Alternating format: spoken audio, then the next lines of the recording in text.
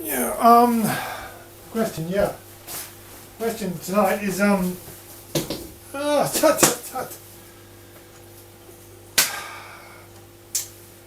Well, I want to talk more about Tolkien, and why I think Tolkien's, a crazy heretic. Well, recently Stefan Molyneux, he, he did a recent thing on the meaning of the Lord of the Rings. Now, I don't think he's correct. A lot of people in the past 70 years have looked at the Lord of the Rings and decided it was some kind of allegory. And so they looked at the times of Lewis and Tolkien, for example, and decided that the First World War and the Second World War figure largely in the, well, at least there's some kind of subtext going on where the evil empire of Sauron is somehow the enemies from World War One or World War Two, and there's a great global conflict between good and evil, and over some kind of powerful object, magical object. Now,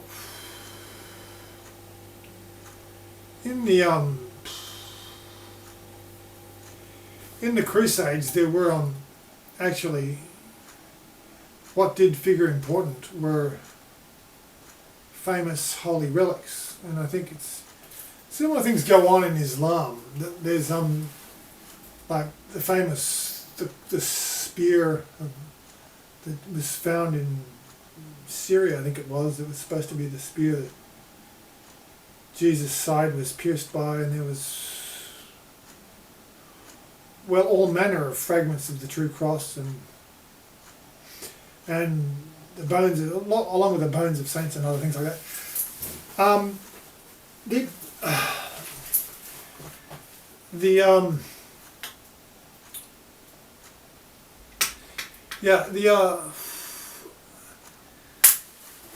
This the Lord of the Rings, for example. Now, I think just to hasten things up, I think the Lord of the Rings was written in a time when there were some popular theories about linguistics and race in circulation, which were from the 19th century, and these were things like the lost tribe of Israel, and that somehow the tribes that had been dissipated by the Assyrians in the 8th century BC, they'd gone to Syria and then sort of diffused or wandered or spread about the globe. And there's been more theories like that the Mayans were a lost tribe of Israel, or the Mayans, or the Aztecs, or something like that. Well, there's numberless theories.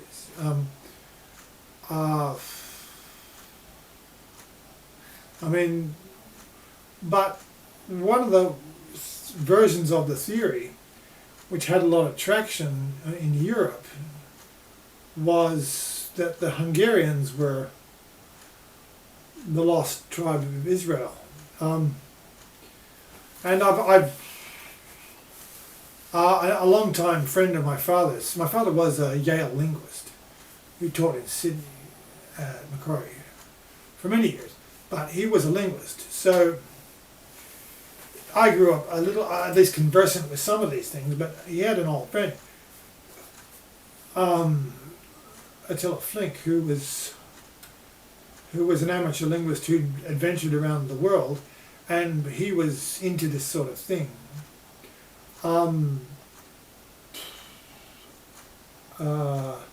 And he had stories of artifacts of Sumerian and Babylonian artifacts being discovered in Hungary.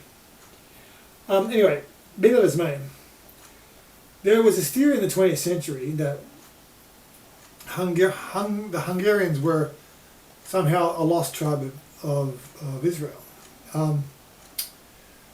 Now, it turns out, funnily enough, that, I mean, most linguists say that there's similarities in the grammar between the Finnish and Hungarian, which was part of the theory, you see, because the plain of Hungary is very much like Tolkien's plain of Rohan, because the Hungarians traditionally they started off as the Magyars who invaded Rome, the Eastern Roman Empire, in about the 5th century. The Magyars who had actually forced a lot of the Huns westward. So part of the fall of Rome was precipitated by Attila and his horde. Now Attila and his horde ended up settling in the plain of Hungary. So the Hungarians were the Magyars were like Mongols in terms of their horse riding traditions. So they ended up supplying cavalry to whatever potentate was ruling over the region. And I mean, a recent modern example is the Hungarian, they're not the Hussars, Uhlans. They had these lancers they call Uhlans, who were Hungarian cavalrymen employed by the Austrian Empire in its heyday. Anyway, so the writers of Rohan is this idea that Tolkien cobbled together. But now it turns out Hungarian does have some passing similarities to the Semitic languages. In fact, like the pronomial suffixes, which are the same, I mean, they're not the same, they're similar in function to the Semitic languages. So,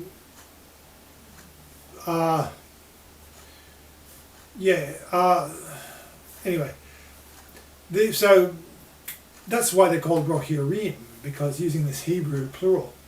But so there's bits and pieces of like Hebraism sort of chucked into Tolkien's language of Rohan.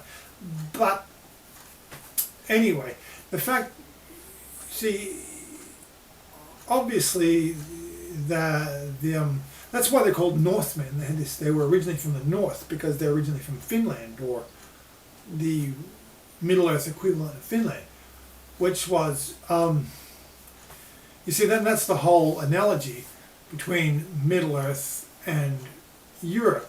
It has to be point. It's kind of obvious. I mean, it's called the river. There's this river, this main river that runs through all the way through Europe, all the countries of Europe, along the mountain range of the Alps, called the Danube. When it gets to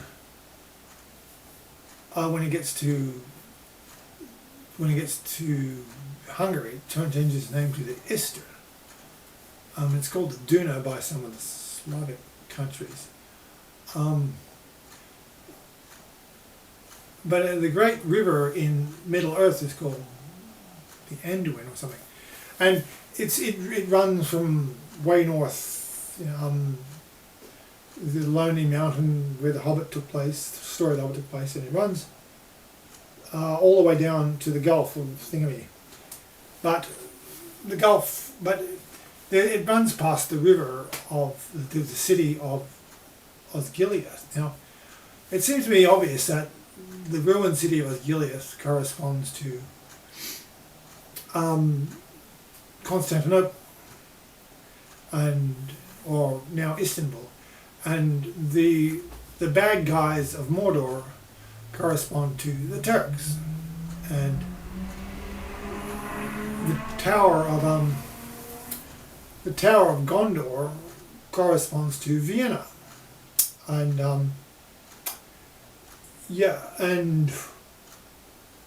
there's the ancient countries of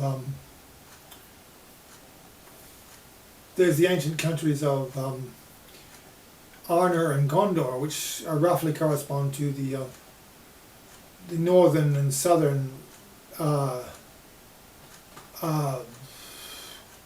Roman Empire. Anyway, so there's this analogy you can draw, and it really becomes marked when you see the siege of Minas Tirith, parallel with the siege of Vienna in 1680 something. But the siege of Vienna was a famous battle where the Turks invaded the Balkans, and they had laid siege to the Austrian capital. Now, what happened, amongst other things, at the end of the battle was the Polish cavalry came and rescued and drove off the Turkish army away from the city walls. Very much like the Riders of Rohan are portrayed as doing in The Lord of the Rings. But it's mixed up. Who are the Riders? The Riders of Rohan are these Hungarian, Jewish, Polish, kind of mishmash people, who rescue civilization from the forces of chaos from the east. And you can go on. The land of Athelion across the river Anduin is Asia, or Western Turkey, which is in fact it's used to be full of former Greek cities. Used to be full of cities full of Greeks and Romans afterwards. But Asia's got a number of famous cities in it that were extremely wealthy and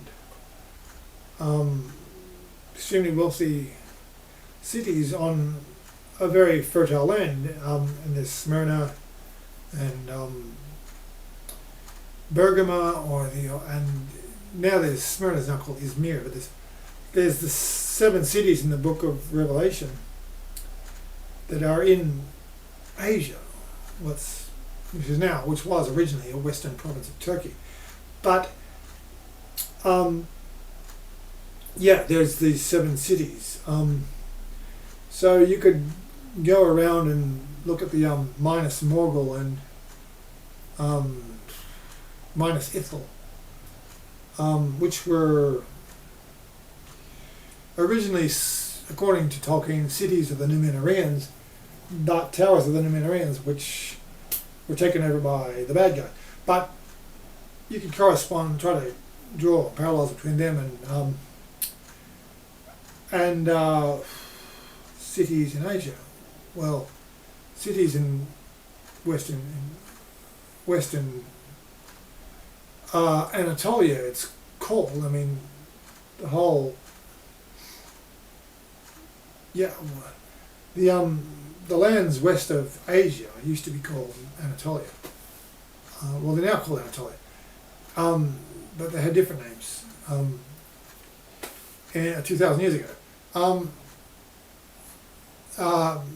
That being as it may, anyway, there's analogies, there's these fairly obvious borrowings by Tolkien from recent European history.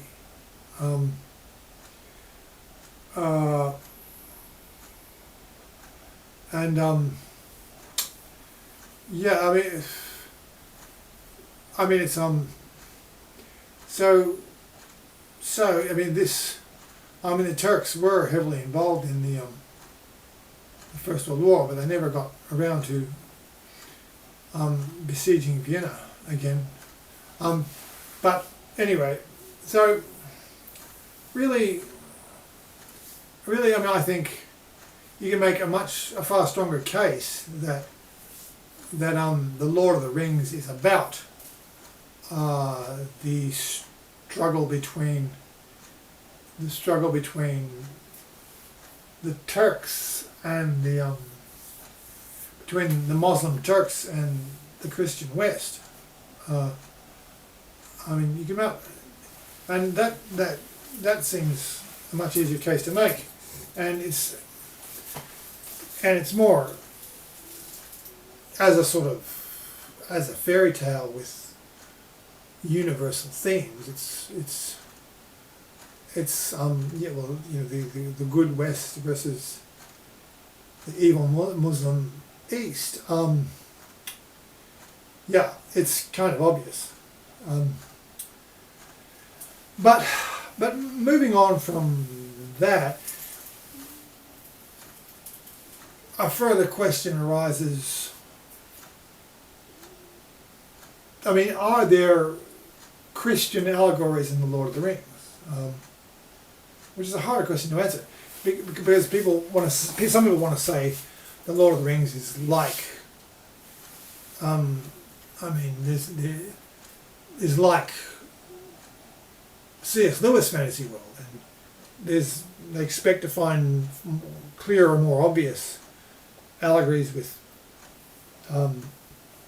meta-Christian allegories like in The Lion, the Witch and the Wardrobe. But and you sort of see that in there is a figure, Gandalf, who dies and rises again in a battle with some devil, the Balrogs. And there is this Paradise Lost aspect of the human tribes living on Middle Earth battling evil, which is a remnant of the war in heaven, the war of the elves versus Morgoth or Melkor, of which in this war is the war on Earth. The Middle Earth is only a faint echo of the war in heaven, and you can read about that in the Silmarillion. But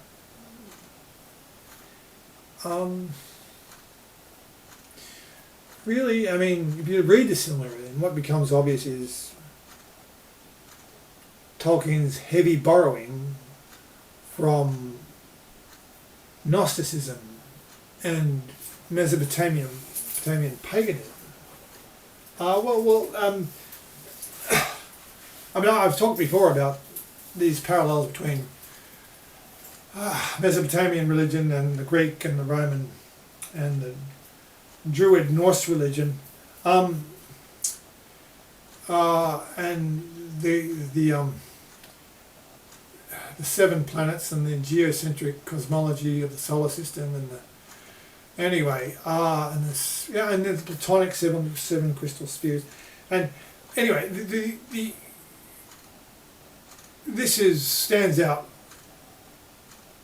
fairly clearly in the Silmarillion and the very beautiful story of Beren Camlos and Lithian Tinuviel. It's a beautiful story, but it has really, really strong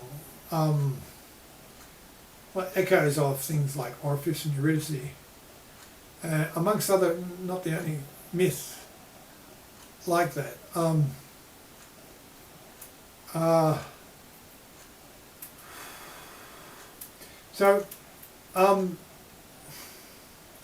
That's the problem with Tolkien, and furthermore with Lewis even is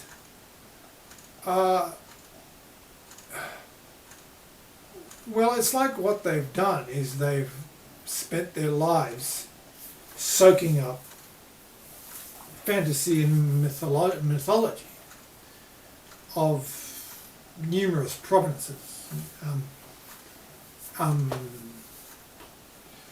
Yeah, even Hindu mythology and Middle Eastern mythology and Norse mythology, and these guys have sat around getting themselves so steeped in these frankly pagan religious ideas, and what they've done is they come along to the Bible and they see a story or a theme in Christian texts, and it reminds them of something in a pagan text.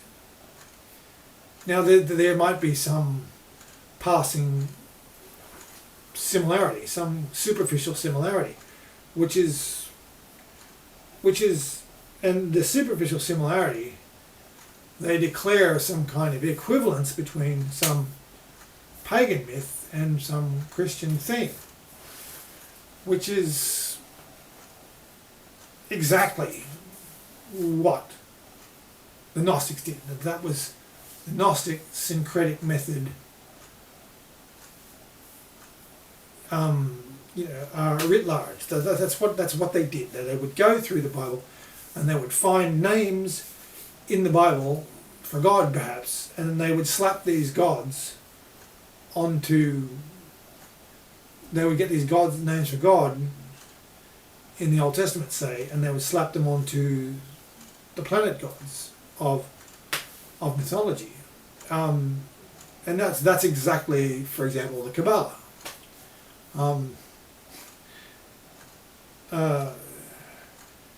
And so